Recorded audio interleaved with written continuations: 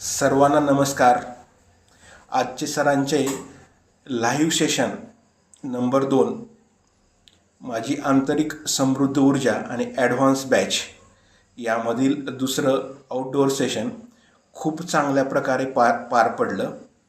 या सेशनमध्ये सर्वांच्या रूपानं एक नवीन सिनर्जी निर्माण झाली आणि सरांनी या सेशनमध्ये ॲफर्मेशन्स, मेडिटेशन, व्हिज्युअलायझेशन यावर एकत्रितपणे लाईव्ह डेमो दिलेला आहे।